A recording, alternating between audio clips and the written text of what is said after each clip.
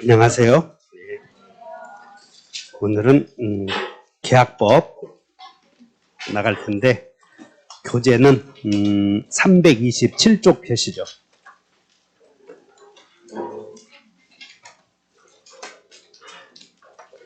요약집 혹시 가져오셨어요? 요약집은 81쪽 표시면 돼. 두 개를 딱 펴놓으시고.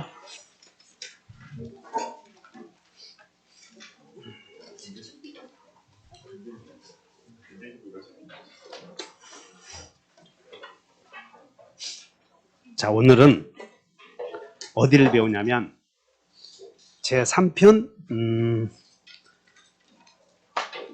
여러분들 책의 페이지 326쪽 펴시면 지금 펴고 계시죠? 그 처음 오신 분들은 계약 총론 맨 위에다 메모 오셔봐. 계약 총론 맨 위에다 메모. 처음 오신 분들은. 그래서 어떻게 메모냐면 총론에다가 여기 이렇게 여기서부터 제3편 채권 이렇게 메모 오셔봐. 제3편 채권. 기존에 해놓으신 분들 안 해도 돼요. 제3편 채권. 여러분들 채권이 뭐냐면 특정인에 대한 청구권을 채권이라고 그래요. 그래서 처음 오신 분들은 특정인에 대한 청구권, 그리고 여러분들이 일반적으로 사회에서 알고 있는 채권은 돈 받을 권리다 이렇게 알고 계실 거라고. 꾸어준 돈 받을 권리를 채권이라고 하고, 여러분들은 학원에서 학원과 수강 계약을 했지. 그래서 강의 듣게 해주시는 권리도 채권이다 하시면 돼. 근데 그 채권은 여기서 쓸 필요는 없지만 10년간 행사하지 않으면 시간이 감으로써 없어져 버린다. 그러니까 소멸시효에 걸려, 채권은. 그 다음에 이 채권의 행사 방법이 채권적 청구권인데, 이 채권적 청구권의 행사가 이행불능이 되면, 채권적 청구권은 이행불능이 되면 손해배상 채권으로 변하는데, 우리는 여기서 물권법에서 뭘 배웠냐면 물청의 행사가 이행불능이 되면 손해배상 채권으로 변하지 않으려고 배워왔던 것이야. 이게 또 봤더니 눈빛이 지금 안 배운 것 같다 하면 그냥 넘어가. 어쩔 수 없어요. 그래서 오늘은 채권을 배우는데, 사람에 대한 권리를 채권이라고 하고, 그 다음에 채권의 발생 원인에는 하나는 의사표시가 들어가는 계약과 의사표시가 안 들어가는 법률의 규정의 사무관리, 부당이득, 불법행위가 있는데, 공인중개사 시험은 계약만 시험법이라고. 계약만. 그래서 여기서 나오는 계약은 채권 생기는 계약이라고 해서 이것을 뭐라고 도냐면 채권 생기는 계약이라고 해서 이 계약을 또 뭐라고 배웠냐면 충칙에서 채권행위라고 배웠다는 거야. 다 같이 채권행위. 그리고 채권이 생기면 일방이 타방에 대하여 채권이 생기면 그 타방은 또한 일방에 대하여 의무가 생기므로 이 채권행위를 다른 말로 말하면 부담행위다 이런 말도 썼어. 이렇게. 그래서 우리는 자 여기서 처음 오신 분들, 야 하루에 한꺼번에 막 잘 되는 건 없어. 그러니까 처음부터 잘 들어야 돼요. 채권이 뭐냐 그러면 채권이다 하지 말고 사람에 대한 권리를 채권이라고 하고, 채권의 발생 원인에는 채권법에서는 4개가 있는데 그 중에서 우리는 채권의 발생 원인 중에 계약만 배운다 하시면 돼. 뭐만 배워요? 그러면 여기서 계약이 이루어지면, 여기 처음에 오신 분들 계약이 이루어지면 채권 생겨요? 물권 생겨요? 그런 생각을 하면 공부가 된다는 거야. 채권 생긴다 이렇게. 그래서 지금부터는 어디로 가냐면 채권의 발생 원인 중에 하나인 계약으로 간다 하시면 돼. 계약. 그래서 여러분들 책은 계약 총론 나왔는데, 자 그러면 이제 계약은 또 어떻게 편제가 됐느냐면 계약법에 제1절 총책, 그 다음에 2절부터 계약의 종류가 이렇게 등장을 한다는 거예요. 계약의 종류가 2절부터 15절까지 있어. 근데 그 중에서 우리 공인중개사 시험은 부동산 거래와 관련된 계약, 매매, 교환, 임대차 3개만 배울 거예요. 그러므로 총칙에서는 여기 총칙에서는 뭘 배우냐면 여기서는 오늘 여기 배울 텐데 총칙에서는 제1관, 제2관, 제3관. 그래서 법전의 편제를 보면 한번 읽어볼까요? 다 같이. 1편, 2장, 1절, 1관. 이렇게 법전이 그렇게 돼 있어. 그러니까 법전의 순서대로 들어갔더니 제1절 총칙에서는 제1관, 계약은 어떻게 성립이 되느냐. 두 번째는 제2관, 계약은 어떤 효력이 있는가. 그 다음에 세 번째는 계약의 소멸사유로 계약의 해지와 해제 이걸 배울 거란 말이야. 그러면 여러분들이 딱 책을 봤을 때 계약의 성립과 관계없는 것은 시험 범위가 아니다 하시면 돼. 그래서 여러분들 교재에 계약 총론 봤더니 계약의 성립은 없지? 그러니까 여기는 시험 범위 아니니까 과감히 넘겨버려도 된다는 거예요. 그래서 거기서 여러분들은 어디서 하나만 배우고 가냐면 2번에 계약자유의 원칙 나오지? 근데 밑줄 보셔봐. 계약자유 원칙에다가 자, 계약은 자유롭게 할 수 있대. 그래서 거기다가 뭐라고 써냐면 따라서 이 계약법은 대부분 이렇게 써놓으면 돼. 대부분 임의규정이다. 이거 하나만 알면 되는 거예요. 대부분 강행규정이다. 임의규정이다. 이렇게. 그러므로 계약법은 이렇게 돼. 우리가 지금 계약을 배우는데 너하고 나하고 한 계약을 배워. 너하고 나하고 계약을 배우는데 계약법 속에 들어가는 계약의 내용 중에 계약법 속에 들어가는 내용 중에는 너하고 나하고 계약 체결한 내용대로 다 효력이 생기는 거지. 그 이외에 계약 법전에 있는 내용은 너하고 나하고 계약 체결하지 않았을 때만 적용이 돼. 너하고 나하고 계약을 체결한 계약서에 썼을 거 아니야? 알아들어? 성민정, 계약한 적 있나? 했어, 우리 학원에서. 그래서 우리 학원에서 여러분들이 수강계약 할 때 계약의 내용이 다 들어가 있어, 없어? 그거지, 계약의 내용이 다 들어가 있고, 지금 배울 계약법은 극히 계약의 내용이 빠진 부분만 들어간다는 거예요, 이렇게. 신교정 알았나? 여러분들이 매매계약 하면 계약은 자유롭게 된다고 하지 않았어. 그러니까 계약을 체결했으면 다 유효야, 거기가. 그런데 계약을 체결했는데 계약서에 빠진 내용이 있을 수 있어, 없어요? 지금 알아들었어? 그때 계약법이 들어간다는 지금 이 계약법이. 그러니까 여러분들이 계약법에 자세하게 어떤 계약을 체결할 때 너와 나의 계약의 내용을 세세하게 다 집어넣었다면 다 유효요, 그게. 근데 계약 체결하다 보면 다 못 넣는 경우 있지? 알아들었나? 그때 우리 법이 들어간다는 거예요. 그래서 계약은 자유롭게 다 체결하는 내용이 대부분이고 법전이 개입되는 것은 극히 제한적이다. 그런 얘기야. 그래서 따라서 이 계약의 내용 중에 법에 위반된 내용이 있을 수 있어. 우리 민법에 위반된 내용이 있으면 자 물어본다.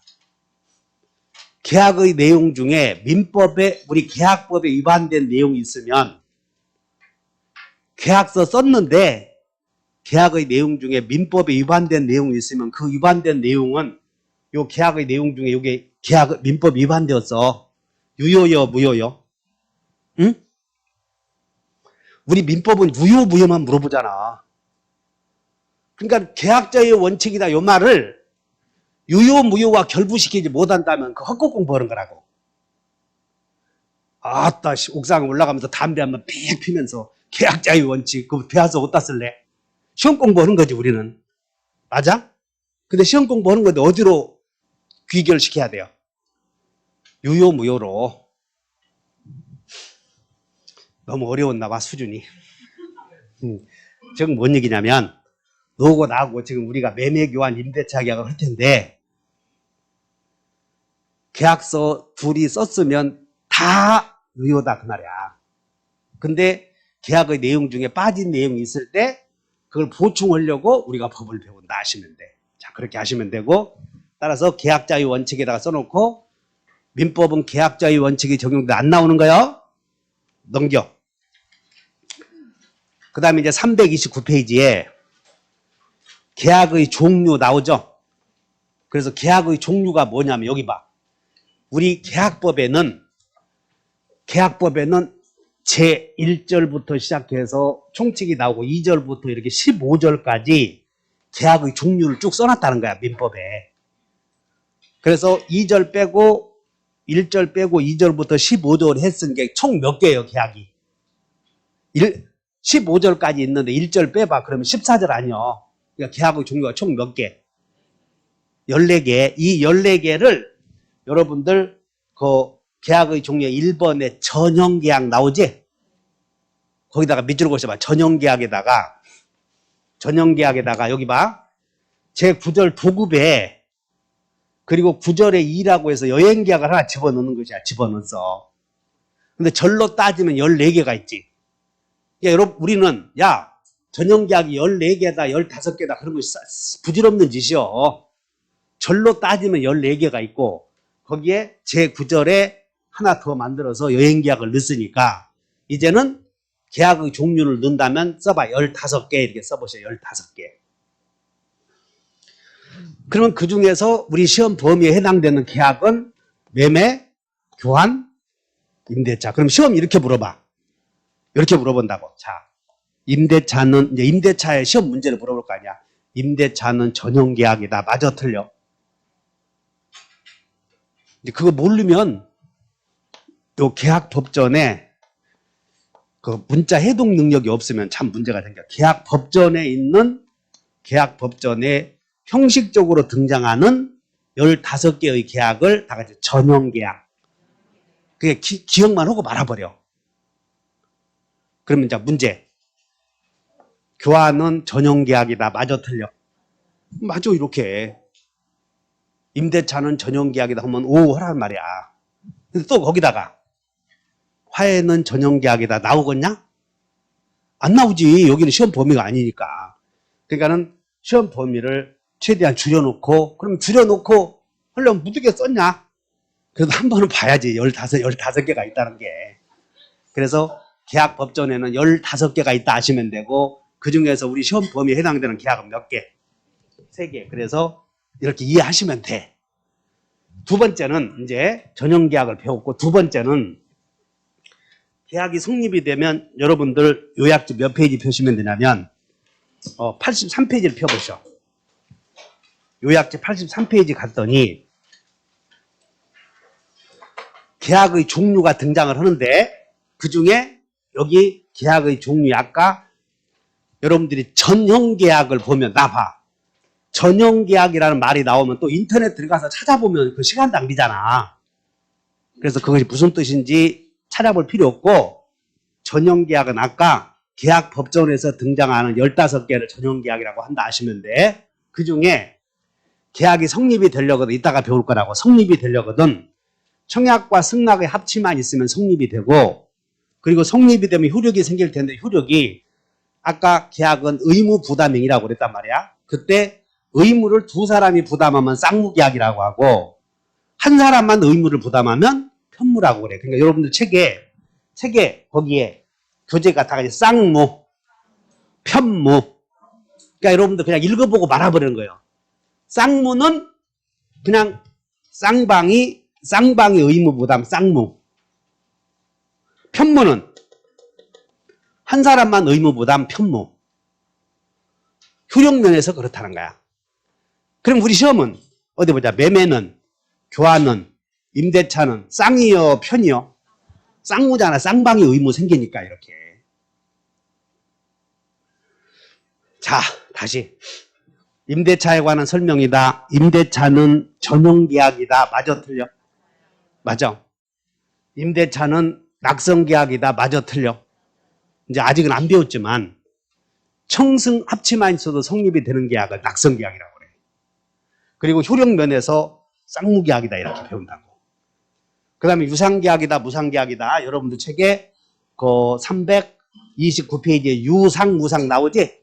유상에다 밑줄 그시고 메모해봐. 처음 오신 분들. 유상은 쌍방이 유상에다가 쌍방이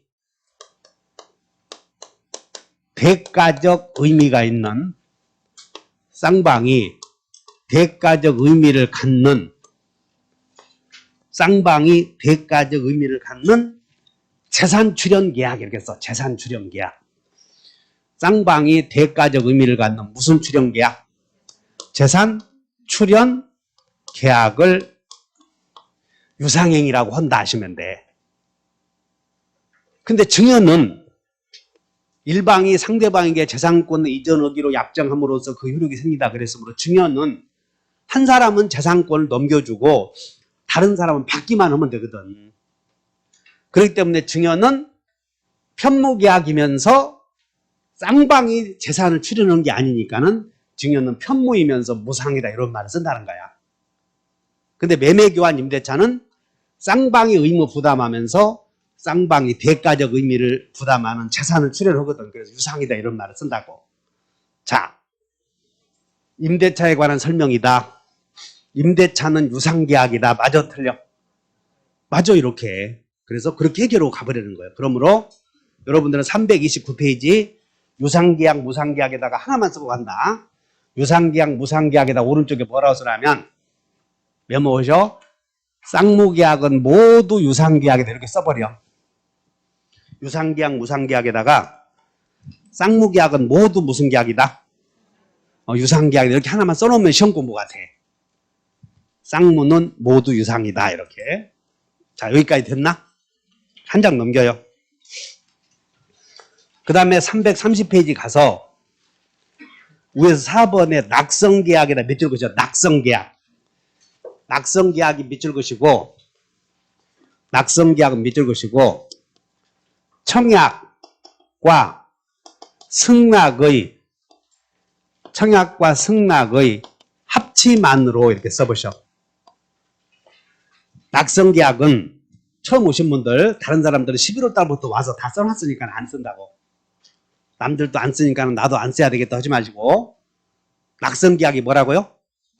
청약과 승낙의 합치만으로 이루어지는 계약을 낙성계약이라고 그래. 근데 요물계약에다 이렇게 몇 줄 그셔봐. 요물계약은 청약 플러스 승낙 더하기 일의 완성 또는 물건의 인도 이렇게까지 있어야 성립이 되는 계약을 그야말로 이렇게 한문으로 읽으면 돼. 요물이다 그 말은 물건의 인도가 요구되는 계약이다 그 말이야. 성립이 되려거든. 그래서 요물계약은 물건의 인도까지 있어야 성립이 되는 계약을 요물계약이라고 하는데 여기서 계약의 종류에 15개가 있는데 그 중에 요물계약은 현상광고 하나 있다 이렇게 외워놓으면 돼. 현상광고. 그럼 현상광고가 뭐냐면 이렇게 만들어놨어. 현상광고는 시험은 아닌데 나봐. 저 뒤에 보이나 지금? 저 뒤에 계신 분들 한번 읽어본다. 현상광고는 시작. 여기 봐야지.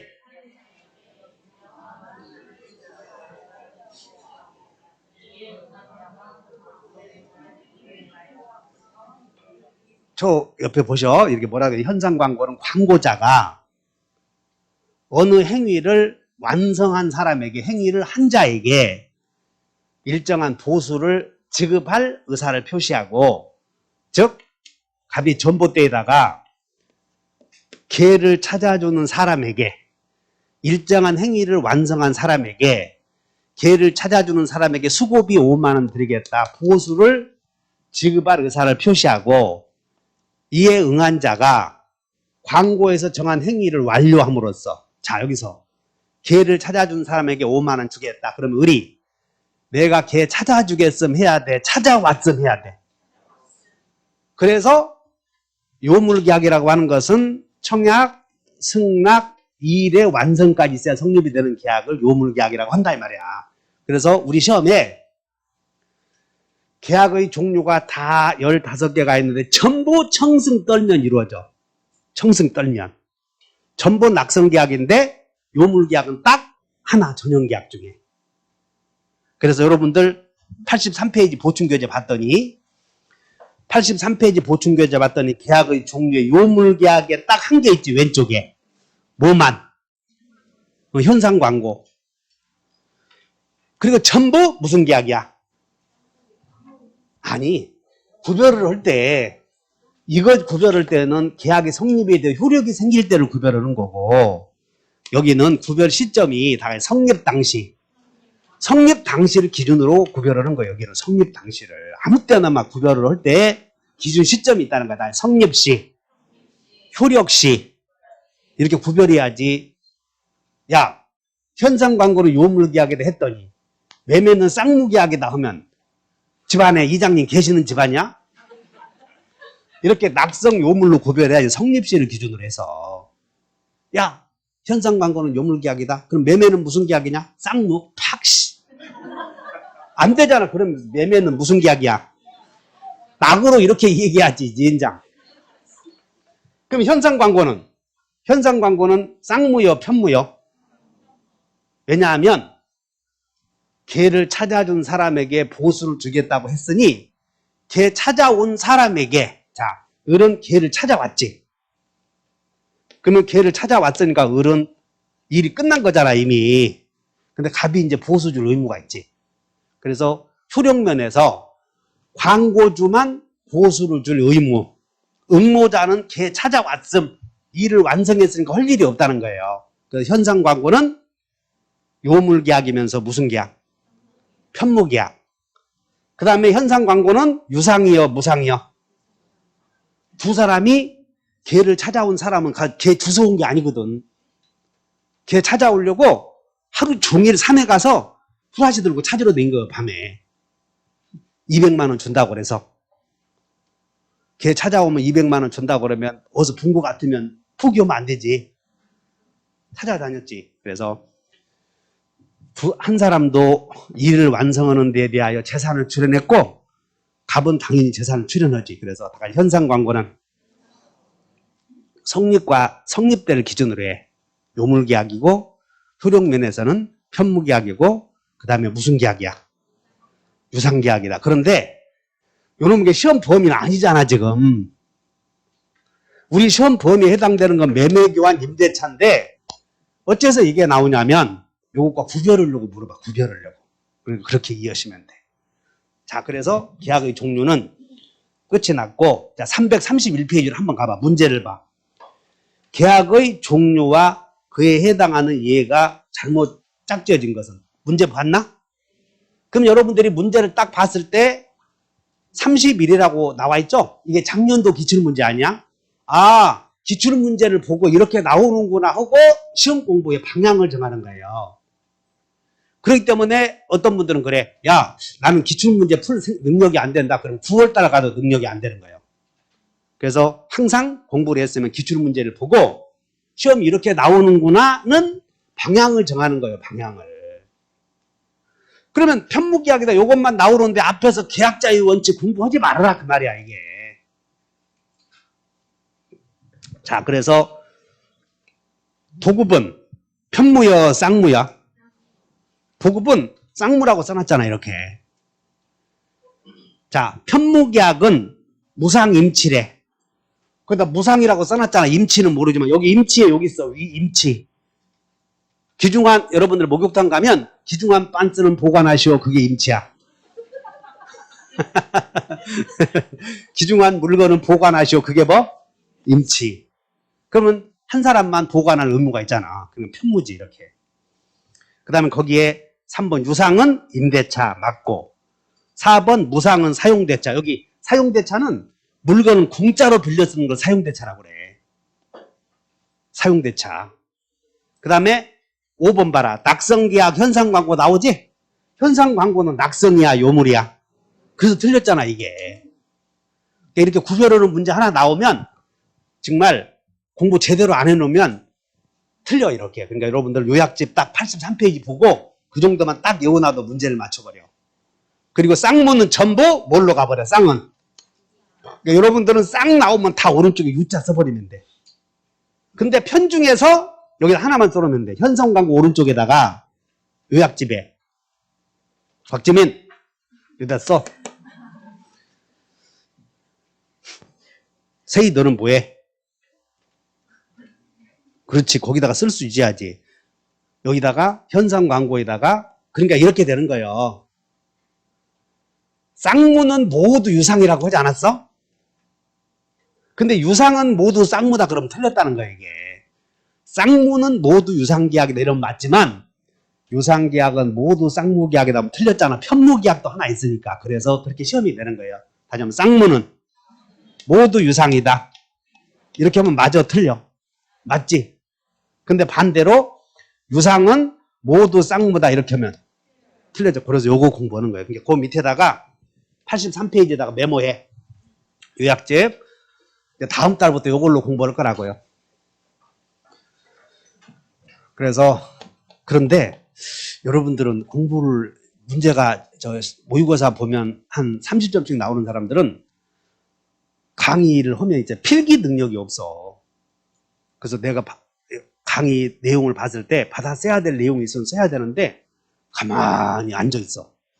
그래서 어쩔 때는 이렇게 하면서 아 좋기는 좋은데 내년에 올 걸 생각하면 좋기는 좋아.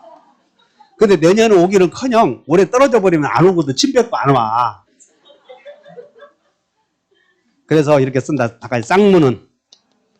쌍무는 모두 유상이다. 이런 말이 나오면 맞아 틀려.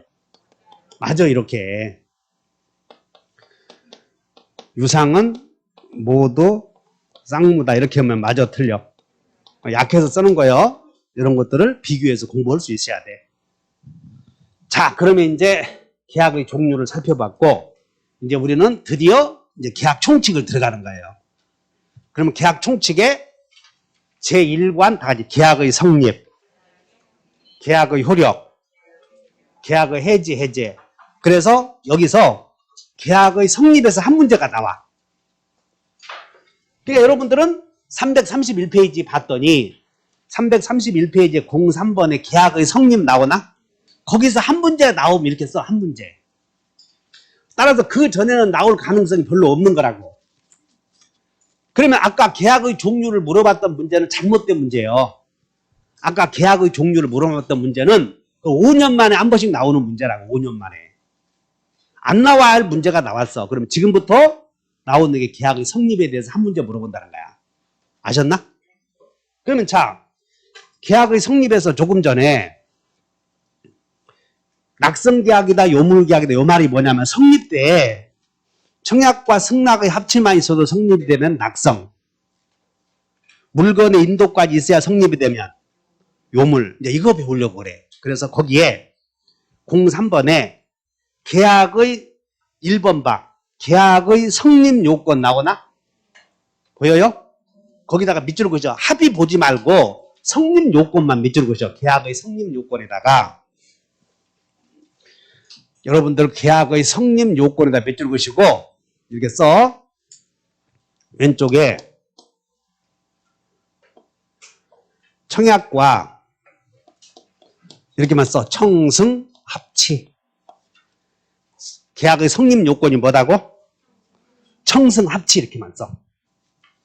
그러면 청약이 뭐냐면 계약을 우리는 주로 매매만 배우니까 갑의 토지를 갖고 있고 이제 을이 갑이 내가 너에게 토지 2억에 팔겠다. 이게 청약이야.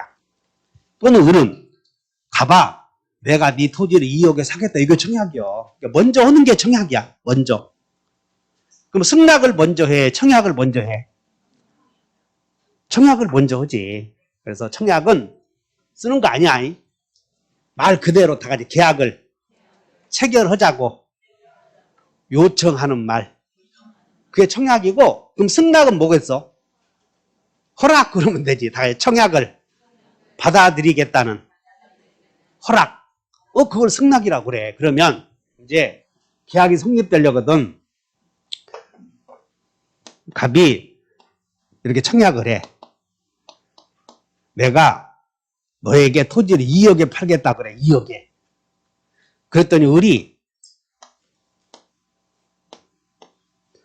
승낙을 하는데 내가 네 토지를 2억에 팔겠네. 그랬더니 을이 1억이면 사겠네. 승낙이 얼마에 사겠다고? 그럼 청약의 내용과 승낙의 내용이 합치요, 불합치요? 그냥 합치 안 됐지? 계약이 성립이요, 불성립이야? 아, 그렇게 쉬운 거예요. 근데 내 토지를 너에게 2억에 팔겠다 그랬더니 우리 알았네. 2억에 사겠네. 그럼 합치하냐? 근데 이와 같이 청승 합치만 있어도 성립이 되는 계약을 무슨 계약? 승낙만 있어도 성립이 되는 계약을 다 같이 승낙. 승낙할 때 낙자에다가 이루어지는 성자에서 승낙이라고 해서 다 낙성계약. 그러나 승낙만 있어서는 안 되고 일의 완성까지 있어야 성립이 되는 계약을 무엇이라고 했다? 그게 요물계약이라고 했다는 것이야.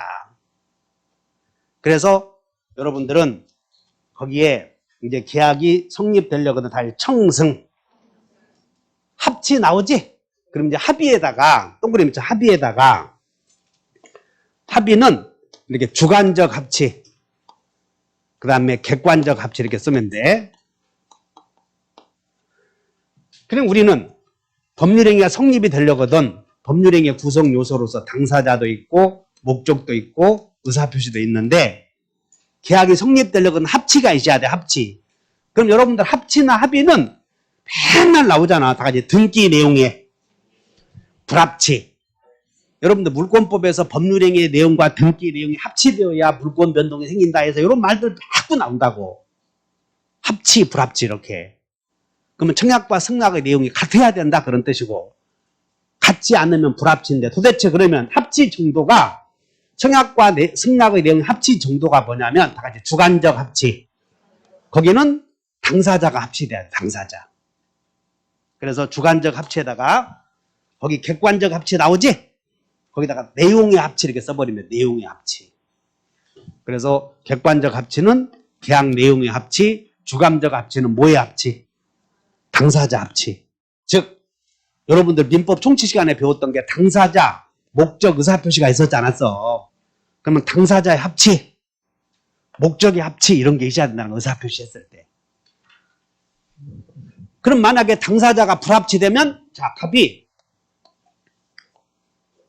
이제 세 사람이 갑과 을과 병이 다방에서 차를 마셔.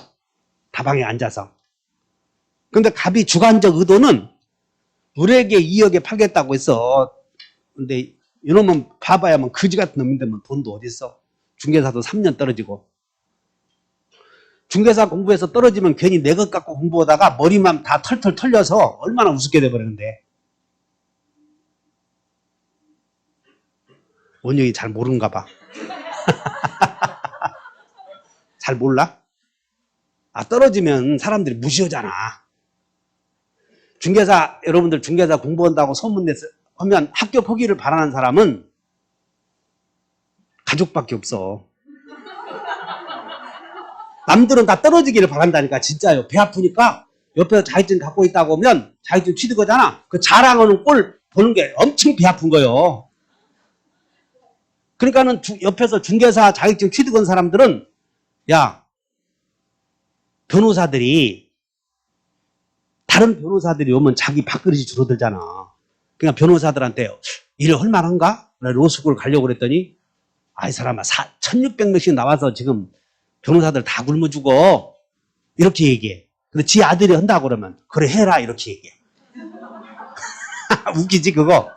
가족이 한다고 그러면 뭐 하라고 그래. 근데 옆에서 다른 사람이 한다고 그러면 하지 말라 그런다고. 그러니까 중개사 사무실에 가서 얘기해봐. 돈 벌었다는 사람 별로 없어. 옆에서 커피숍 있는데 커피숍 사장한테 와서 사전 점검하려고 가봤더니 아따 돈 잘 버네? 그러지 않는다고. 겨우 월세 낸다고 그래. 다시 해. 계약이 성립되려거든 다 같이 당사자의 합치. 이 갑이 주관적으로 을에게 2억에 팔 생각이었는데 병이 승낙을 한 거예요. 그러면 갑이 의도하는 사람과 불합치되었다고 해서 이게 주관적 불합치. 두 번째는 2억에 팔겠다고 했더니 우리 1억이면 사겠대. 다 같이 객관적 불합치. 자, 이렇게 넘기는 거요. 그럼 한 장 넘겨, 이제 책은. 그러면 이제 332페이지에 위에서 2번 봤더니 불합이 나오나? 그래서 밑줄 그으셔봐. 불합이. 그러면 시험은 불합의는 이렇게 씁니다. 불합의는 무효다 이렇게 나오거든. 불합의는 무효여 아무것도 아니야. 합치가 되어야 성립이 되니까 불합치가 되어버리면 불합치가 되면 여기 봐라. 불합치 앞에다가 숨은 불합이 할 것 없어. 불합이라는 말이 나오면 합치가 안 됐으니까는 무효가 아니고 무효여 취소할 수 있어. 불성립이야. 이런 말들을 함정에 빠지 걸리면 안 돼. 그래서 불합의는 거기다 또 여기다가 수문 또 하나 붙여놓거든. 우리 시험에 2번 나온 적이 있어. 수문. 아따 이거 수문이 뭐요? 감춰진 불합의. 수문이 중요해. 불합의가 중요해. 그러면 불합의 그러면 불구도 없잖아. 무효여 불성립이야. 여기다가 무효이다. 취소할 수 있다. 그러면 다 틀렸다는 거야 이런 게. 그러니까 여기다가 여러분들은 불합의에다가 밑줄 긋고 불성립 이렇게 하나만 써놓으면 돼. 그리고 불합의와 착오를 구별한다? 지금 할 필요 없어. 착오는 성립이 되어서 취소할 수 있었잖아. 착오에다 밑줄 그으시고 취소할 수 있으면 이렇게만 써봐. 어디 물어본다. 착오는 성립은 된 거야 안 된 거요? 그러지 유효 아니야. 유효인 것을 취소하는 거고 불합의는 성립이다 불성립이다. 계약이 아니다 그 말이야. 불합의는. 그렇게 마시면 돼. 왜냐하면 여기서 한 문제 나오는데 그걸 좀 많이 할 필요 없어. 그냥 여러분들은 다 같이 합치, 주관적, 객관적, 불합의, 불성립 이렇게만 가면 되는 거지. 거기 꼼꼼히 다 읽어보고 본질 놓쳐버리면 안 돼. 지금 여기서 지문 5개밖에 안 나오는데 그 꼼꼼하게 여기서 뭐 할래? 그냥 계약이 성립되냐 안 되냐 이렇게만 알면 되는 건데. 그 다음에 또 나오네. 2번은 뭐라고 써야 되냐면 나는 제목을 이렇게 달겠어. 계약의 구성 요소 이렇게 달겠어. 제목을 뭐라고 달아? 계약의 구성 요소 이렇게 하면 되잖아. 그러면 청약은 이렇게 하면 돼. 청약은 볼 것도 없어. 하나만 여기다가 청약은 해놓고 있지. 불 동그라미 쳐봐. 밑에다가 동그라미 3번 맨 밑에다가 청약은 동그라미 2번 봐. 동그라미 2번의 밑에서 청약은 끝에다가 확정적이어야 된다. 이렇게 밑줄 그으셔봐. 청약은 애매해야 돼. 확정적이어야 돼. 청약은 확정적이어야 된다면 밑줄 그었지? 그었나? 그리고 이제 세월이 지나면 다 알아. 청약은 확정적이어야 되고 청약은 특정인에게만 해야 돼요. 불특정인에게도 할 수 있어요. 이렇게만 알면 되고 청불 동그라미 쳐. 청불. 그 다음에 여러분들 그 333페이지에 위에서 가로 2번 청약의 유인 나오지? 청약의 유인은 이렇게 써놓으면 돼. 청약의 유인은 불확정적 이렇게 써버려. 청약의 유인은 뭐? 불확정적 이렇게 써버려. 아까 청약은 애매해야 돼. 확정적이어야 돼. 여기 청약은 확정적이라고.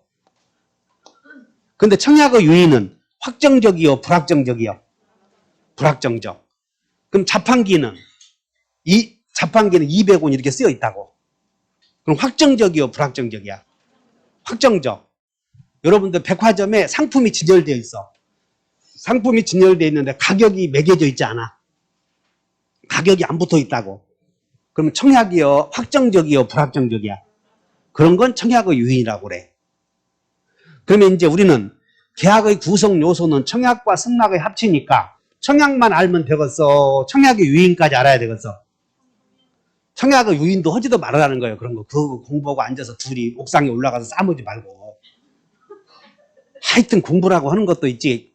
청약만 알면 돼. 청약은. 청약은 확정적, 청불, 승특. 승낙은 아무에게나 하면 안 되고 특정인에게만 하면 돼. 그럼 그것만 알면 될 텐데 이제 뭐 각종의 광고는 뭐 볼 것도 없어 이렇게. 그 다음에 어디다 밑줄 긋냐면 청약은 언제 효력이 생기냐면 상대방에 도달해야 된다. 청약은 언제 효력이 생겨? 하늘에다 대고 을아 내가 너에게 2억에 팔겠다 해봐야 효력이 안 생겨. 을의 귀에 도달해야 된다고. 그러면 우리는 이제 요거 꼭 나와. 청약은 철회할 수 거기다 하나 밑줄 그으셔. 여러분들 그 333페이지 밑에서 4번에 청약의 구속력이라고 보여. 양가로 4번에 청약의 구속력 나오나? 거기다가 이렇게 메모 온다. 청약의 구속력 오른쪽에다가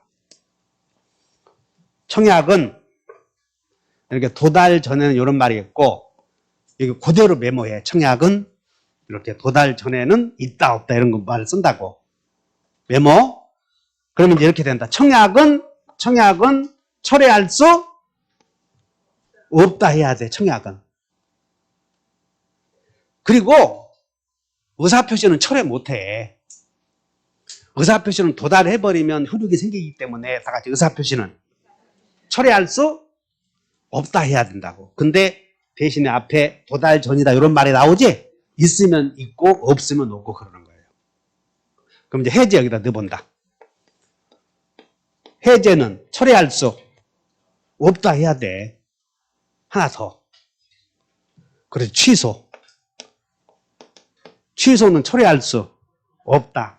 도달 전에는 그런 말이 있으면 있다 이렇게 하는 거예요. 그럼 이제 제목 한번 읽어본다. 조문. 계약의 청약은 이를 철회하지 못한다 써놨잖아. 그럼 철회가 뭐냐면 철회는 그냥 듣고 말아버려. 철회라는 말은 다 같이 최종적인 효력이 생기기 전에 그렇게 써봐. 철회에다가 밑줄 긋고 이렇게 하나만 쓴다. 최종적인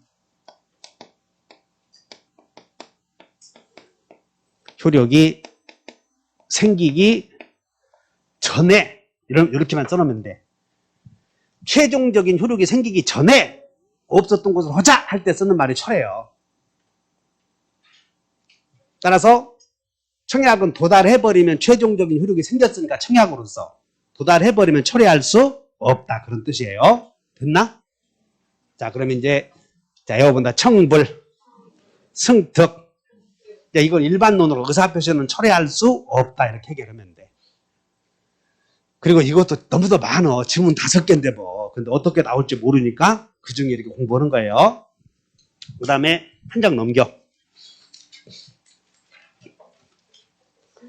334페이지 갔더니 가로 5번에 청약의 실질적 효력이 뭐냐면 청약은 언제까지 효력을 갖고 있느냐 그런 뜻이야. 청약은.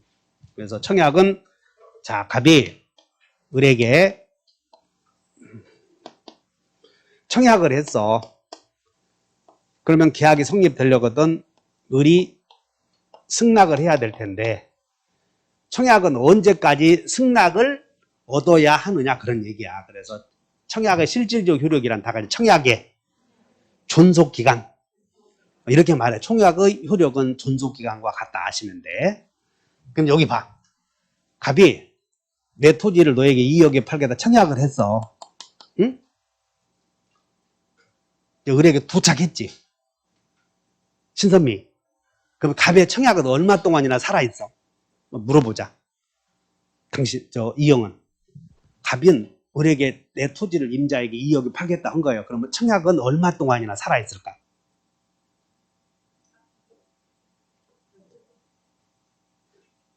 뭐라고 막 얘기했지? 얼마 동안 존재할까? 그거 한번 생각도 안 했지.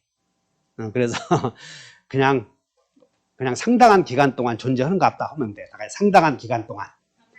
그래, 상당한 기간 동안 존재한다 그 말이야. 그래서 뭔 얘기냐면 상당한 기간 내에 을로부터 승낙의 통지를 받지 못하면 청약은 효력을 잃는다 그런 뜻이야 이렇게. 그러니까 청약의 실질적 효력은 청약의 존속 기간을 의미한다 이렇게 하시면 돼. 그래서 거기다가 5번에 청약은 승낙만 있으면 계약을 성립시킬 수 있는 효력을 갖는데 이것을 청약의 실질적 효력이라고 하는데 승낙은 청약의 효력이 있는 동안에 하지 않으면 안 되므로 계약을 성립시킬 수가 없으므로 승낙 적격은 청약의 존속기간과 같은 의미다. 말이 어렵지? 그런 거 안 나오니까 놔둬. 청약은 얼마 동안 살아있느냐 그런 것을 청약의 실질적 효력이라고 그래. 그러니까 그런 거 안 나오니까 놔두고. 그러면 이제 528조 읽어본다. 승낙기간을 정했대. 여기 봐라. 갑이 청약을 하면서 내 토지를 너에게 2억에 팔겠다. 그래서 11월, 자, 언제 청약을 했냐면 10월 20일 날 승낙을 하면서 10월 31일까지 답을 다오라고 청약을 했어. 그냥 듣고 말아버려.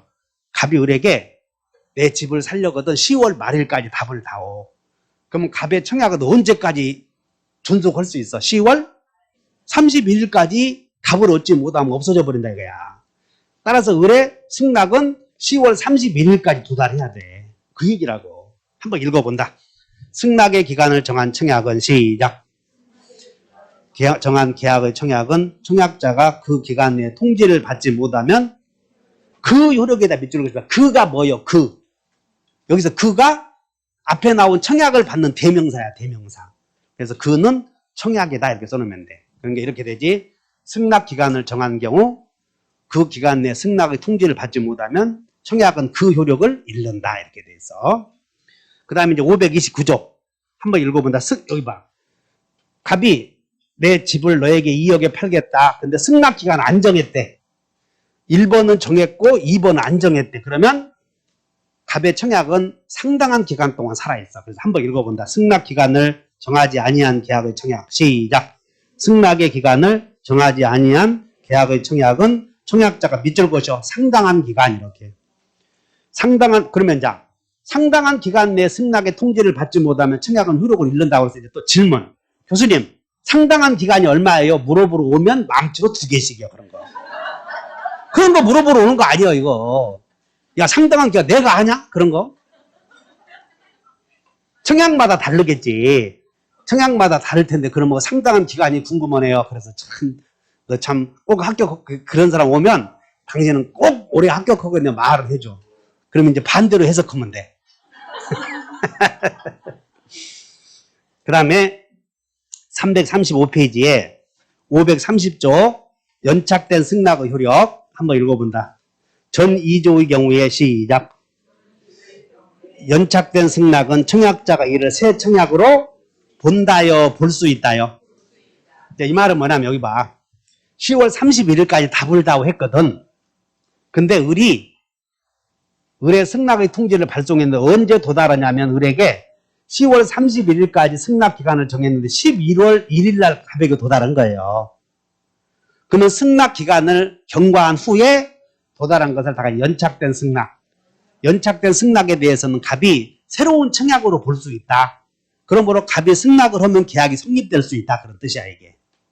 자, 그 정도 아시면 돼. 그 다음에 528조 2항 승낙의 통지가 시작. 승낙의 통지가 전항의 기간 후에 도달한 경우에는 다시 2항 제일 중요해 이게. 528조에다가 한 문제 나와 여기서 시험이. 자, 승낙의 통지가 시작.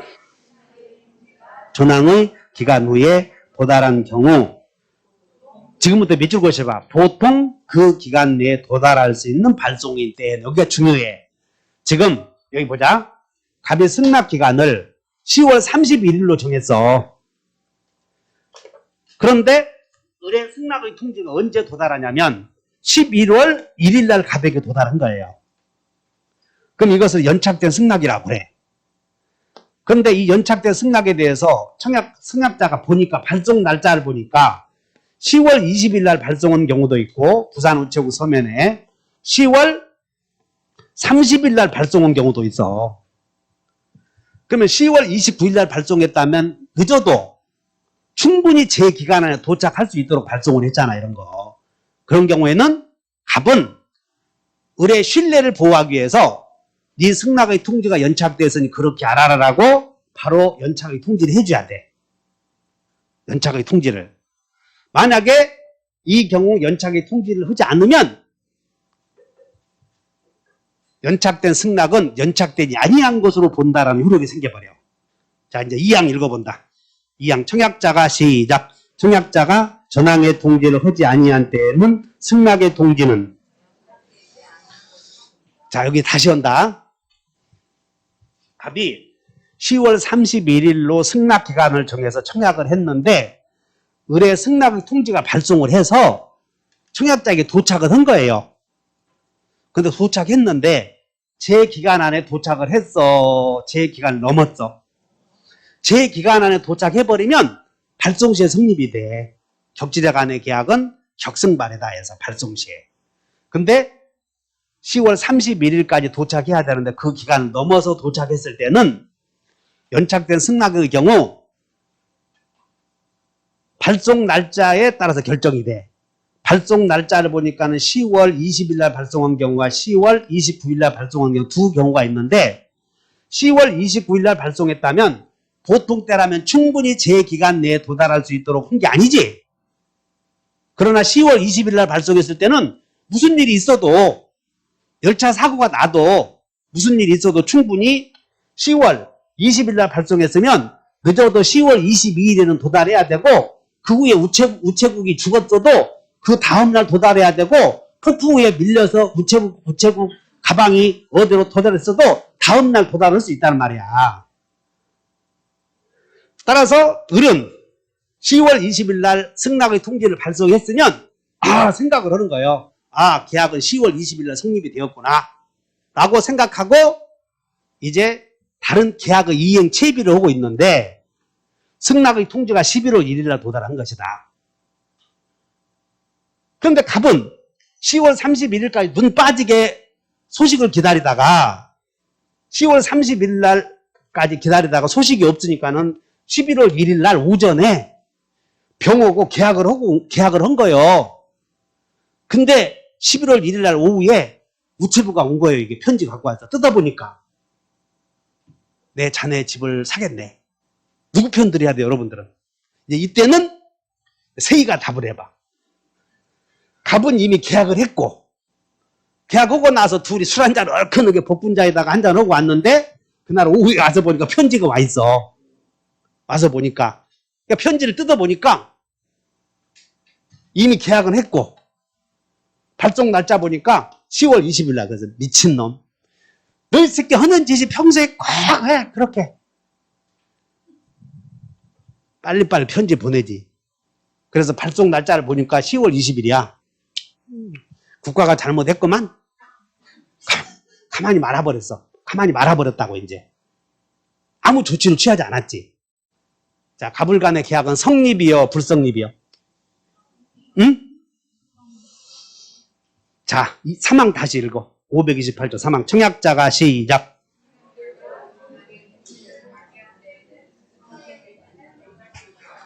자, 발송 날짜가 10월 20일인데 11월 1일 날 도달했을 때 갑이 아무런 조치를 취하지 않았다면 연착된 거예요? 제 기간에 도달한 거예요? 그렇게 효력이 생기잖아. 동의해? 그럼 여기서 제 기간이란 10월 31일 안에 도달했다는 걸 의미하고 그러면 계약의 성립 시기를 언제로 올 것인가 또 문제가 생겨. 언제로 올 것인가. 그러면 계약을 10월 21일로에 성립 시기를 문제가 생긴단 말이야. 그런데 발송 날짜를 보니까 발송 날짜가 언제야? 이건 분명한 때잖아. 이렇게. 그래서 발송 날짜는 명확하다. 그러면 그때 법률 문제를 명확하게 하기 위해서 계약을 성립시켜버리는 거야. 그래서 여러분들 격지자 간의 계약은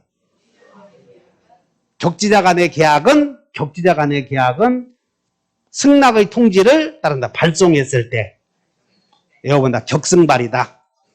그래서 격지자 간의 계약은 승낙의 통지를 발송했을 때 성립이 된다. 이런 효력이 생겨버려. 한 장 넘겨. 한 장. 자, 336페이지 갔더니 양가로 4번에 격지자 간의 계약의 성립 시기 나오죠? 거기 한번 읽어본다. 격지자 간의 계약은 시작. 그래서 거기다가 동그라미 쳐. 격승발 이렇게. 531조에 들어가서 격지자 간의 격, 승낙의 통지의 승, 그리고 발송한 때 발 이렇게 다 같이 격승발이다. 그러면 이제 여기서 또 격지자가 뭐냐? 또 대화자가 뭐냐? 그냥 격지자가 멀리 떨어져 있는 사람을 가리키는 거고 우리는 의미는. 근데 계약의 성립에 시간이 필요한 상태에 있는 사람을 격지자라고 그래. 위에 있는 1층에 있는 임차인에게 1층에 살고 있는 임차인에게 야 임대차 계약 끝났으니 나가라고 통지할 때는 내가 2층에 살고 있어. 임대인은 임차인 아래층에 살고 있다고. 편지를 보냈지. 대화자여, 격지자여. 문자로 보냈어. 그럼 여러분들 쉽게 문자. 이 아래층에 살고 있는 사람에게 문자로 보냈다고. 대화자여, 격지자여. 문자 한 3시간에 읽었네. 그리고 자고 일어났더니 하루 술 먹고 자고 일어났더니 다음 날이요. 대화자, 격지자. 아시겠지? 일단 시간이 필요한 상태. 나의 의사표시를 누군가에게 했을 때 그 의사표시의 의미를 이해하는데 시간이 필요한 상태에 있는 사람을 격지자. 금방, 세기야, 내가 너에게 2억에 팔겠다. 시간이 필요해. 금방 전달이 되었어. 이런 걸 대화자라고 그러는 거예요. 그래서 또 쓰는 거 아니야. 눈으로 한번 해결하고 가버려. 다 격승발이다. 그래서 격지자 간의 계약은 언제 성립이 돼? 승낙의 통지를 발송했을 때 성립이 된다고. 자, 문제. 갑이 자기 건물을 2억에 팔겠다고, 건물을 2억에 팔겠다고 을에게 청약을 해서 승낙 기간은 언제로 삼았냐면 10월 31일까지 답을 다오 승낙 기간을 정했어. 근데 을은 승낙의 통지를 언제 발송했냐면, 언제 발송했냐면 10월 20일 날 발송했는데 전달은 11일 날 전달이 된 거예요. 한편 갑이 을에게 팔겠다고 한 가옥은 10월 19일 날 이제 10월 19일이 여러분들 멀리 떨어져 있는 것 같지만 금방이라고 이거. 그래서 사람들이 내장산 단풍 간다 하는 순간 시험 보러 가. 일주일 후에. 그러니까 10월 19일 되면 심적으로 쫓겨서 공부도 안 돼, 그때. 그러니까 지금 공부를 마음에, 여러분들은 지금 5월 달에도 오시는 분이 계시잖아. 용감하지? 근데 5월 달에 내 공부 좀 하겠다고 오시는 분들에게 안 되니 오지 마시오 그러면, 야, 임마, 다른 학원은 한다는데 너는 왜 그렇게 무능하냐? 물론 안 되는 경우는 아닌데 마음에 고생을 좀 해야 돼. 그래서 딱 2달 동안 앉아있는 연습만 하면 된다고. 그건 누구에게나 겪어야 돼. 초보자들에게는 나비스. 초보자들은 누구나 겪어야 될 그런 과정이라고. 그러니까 그거 견디면 7월달, 8월달 되면 다 알아들어. 그리고 본인들이 지금은 시스템이 좋아서 본인들이 부지런만 하잖아. 의지만 강하다면 밤잠 안 자고 동영상 있잖아. 열흘 동안 다 민법을 봐버릴 수 있다니까, 이런 게. 의지만 있으면 충분히 합격을 해. 그런데 의지가 없는 사람들은 전부 핑계요. 시어머니 아파서 못 온다. 아들이 휴가 와서 못 온다. 이제 그래서 이제 나이 든 사람들. 그 다음에 꼬마들은 꼬마가 병원에 가서 못 온다. 이제 그런 이유를 다는 거예요. 그럼 시간 많은 사람들은 내일 해야지 하고 놀아, 오늘은. 시간 많은 사람들은 내일 해야지 하고 놀 거 다 하다 보니까 이제 10월달 금방 단풍여행 된 거예요. 그래서 10월 19일 날 갑이 집에 와서 바둑을 두고 있는데 갑의 상전이 내장산 단풍여행 갔다 와서 보니까 내일 모레 시험인데 바둑 두고 있으니 3년간 떨어졌으니 속이 아프잖아. 그래. 당신 뭐하냐고 말이야, 이게. 우리 갑이 자꾸 말도 좋게 해야지. 좀 여자답게 말이야. 3년 떨어졌으면 공부하는 척이라도 해야지. 아무리 스트레스 한다고 해서 바둑을 하루 종일 두고 있으면 그게 사람이냐고. 화가 나서 갑이 요 집에다가 화염병으로 던져본 거야. 화염병을 던져서 집이 꼬실라져 버렸어, 이제. 언제 멸실되었어? 10월 19일 날. 언제? 10월 상황을 잘 파악해야 돼. 한편 부산에 살고 있는 을은 10월 20일 날 편지를 발송한 거예요. 언제 발송?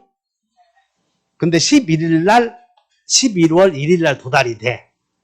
그래서 갑이 편지가 도착해서 보니까 10월 31일까지 편지가 전달이 되어야 갑의 청약 적격, 청약의 효력이 존재하는데 이미 갑의 청약의 효력을 잃어버렸잖아. 늦게 도달했으니. 그리고 집도 꼬실라져서 없어져서 갑이 가만히 있어버린 거예요. 자, 이 상황이야. 계약은 언제 성립이 돼? 다 같이 격승발. 그러면 이제 계약은 성립된 거예요, 안 된 거예요? 이제 가불간에. 성립은 됐지. 언제? 10월 20일 날. 근데 건물은 언제 멸실되었어? 원시불능이요, 후발불능이요? 그 문제가 나온다. 원시불능으로 계약은 무효가 돼버렸어, 이미. 원시적 전부불능으로 계약은 무효이면 을은 10월 20일 날 발송해놓고 이제 부산에 있는 담임선생님 찾아다니면서 우리 이제 드디어 서울로 입성한다. 근데 건물은 멸실되었고 갑으로부터 아무런 소식이 없고 그리고 도락부 맞춰서 대전까지 왔네. 트럭 끌고 대전까지 왔어. 그래서 뉴스 보니까 건물이 멸실되었다는 거야.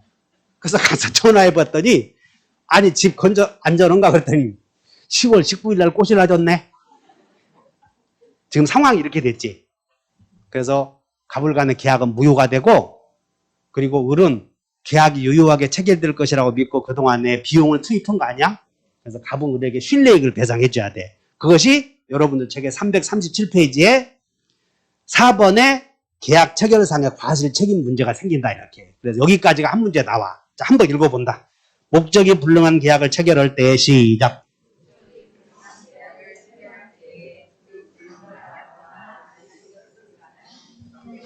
그 계약의 유효를 믿었음으로 인하여 받은 손해를 배상해야 된다. 그러나 그 배상액은 계약이 유효함으로 인하여 생길 이익을 넘지 못한다. 전항의 규정은 상대방이 그 불능을 알았거나 알 수 있었을 경우에는 적용되지 않는다. 그래서 이제 여기 봐. 계약 체결상의 과실 책임에 다 같이 계약 책임. 다시 한번 계약에 따른 책임. 그래서 앞으로 책임 나오면 여기다가 책임에다가 밑줄 그으세요, 여러분들. 계약 동그라미 책임 동그라미 쳐놓고 여기다 쓴다. 책임지는 자는 악의 또는 과실이 있어야 돼. 책임지는 자는 어찌해야 돼? 악의 또는 과실이 있어야 돼. 반드시 과실이 있어야 돼. 주의 의무 위반. 그 다음에 책임 묻는 자는 민법에서 일반 원칙이 선의이고 몰라야 되고 그리고 과실이 없지. 선의 무과실이어야 돼. 다시 한번 선의 무과실. 그 다음에 책임 나오면 당신 책임져. 그건 손해배상 얘기야. 손해배상액. 책임지라 그러면 손해배상액인데 이 지금 우리가 배우는 계약 책임에는 둘 중에 하나야. 계약이 무효인 경우와 유효인 경우. 계약 책임에는. 그래서 계약이 무효이면 계약이 유효하리라고 믿고 지출한 비용 신뢰익을 배상해야 되고 계약이 유효이면 무슨 이익을 배상하면 돼? 유효니까. 계약이 이행되었겠지. 이행이익을 배상해. 우리가 배우는 불법행위 책임이 아니고 우리는 계약을 배우잖아. 그래서 다 계약 책임. 계약 책임에는 손해배상액이 신뢰이익 아니면 뭐라? 이행이익. 두 가지밖에 없어. 유효이면 전부 무슨 이익이요? 근데 지금 계약이 유효요 무효요?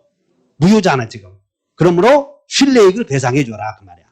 그럼 여러분들 거기 계약 체결상의 과실 책임에 맨 위에다 메모해버려. 계약 체결상의 과실 책임에 원시적 불능으로 무효인 경우 과실 있는 사람은 이렇게 써. 원시적 불능으로 무효인 경우 그 무효인 행위에 대하여 과실 있는 사람은 이렇게 쓰면 돼.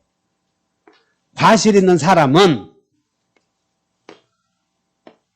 선이 무과실인 상대방에게 이렇게 써놓으면 돼. 선이 무과실인 상대방에게 책임을 져야 되는데 신뢰이익 책임을 져라, 이행이익 책임을 져라. 신뢰이익을 배상해줘라 그 말이야. 그래서 이 과실이 뭐냐면 원시적 불능으로 무효인 경우 무효인 데 대하여 과실 있는 자야.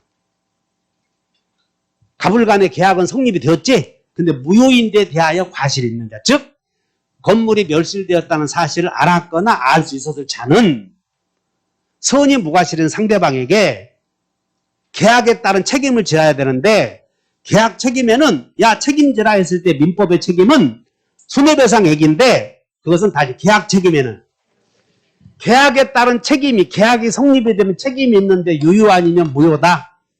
유효이면 무슨 이익? 앞으로 해제에서도 많이 나오니까 이놈의 해제가 유효를 해제였는가 무효를 해제였는가 이해하면 다 해결돼 버려. 담보 책임, 매도인의 담보 책임 유효일 때 생기거든. 그러니까 전부 이행이익이야. 이거 외울 곳 없어. 다가 유효이면 이행이익, 무효이면 순례이익. 근데 지금 처음 오신 분들 이런 것들이 감이 안 들어와. 처음 오신 분들은. 그래서 나중에 모의고사나 여러 가지 보고 그걸 막 틀려보면 마음에 충격이 와 닿아서 이제 마음속에 와 닿거든. 그래서 다 같이 계약 책임에는 따라서 나 계약 책임, 불법행위 책임. 우리는 불법행위 책임을 배우는 게 아니라 계약 책임을 배우고 있어. 계약 책임에는 두 가지가 있다고 그랬어. 순례이익, 이행이익. 계약이 유효하다고 믿고 지출한 비용. 이행이익은 계약이 유효해서 생기는 비용 이런 것들. 책임지는 사람은 책임지는 자. 과실이 있어야 된다. 그래서 책임지는 사람은 과실이 있어야 돼. 책임 묻는 사람은 선이 무과실. 그러면 다 같이 원묵과는 이게 뭔 얘기냐면 원시적 불능으로 무효인데 대하여 과실이 있는 자는 그런 얘기야.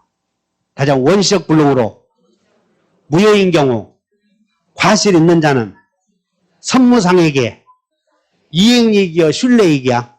요거 하나만 그림 딱 그려놓으면 문제 맞춘다는 거예요. 그리고 다음 중 이게 이제 계약 체결상의 과실 책임 내용이거든. 책임. 계약 체결상의 과실 책임이 나오는 문제를 골라라 그러면 원시적 불능을 골라야 돼. 그것도 원시적 전부 불능, 일부 불능. 그래서 이제 목적의 불능에 원시적 불능에도 두 개 있는데 다 같이 전부 불능, 일부 불능. 전부 불능은 무효이고 계약 체결상의 과실 책임 생겨.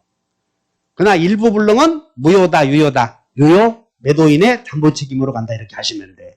두 가지를 비교해 놓고, 자, 거기다가 337페이지에 두 가지를 잘 비교해 놓으셔야 돼. 자, 그럼 쉬었다가 계약의 효력을 배울 거예요.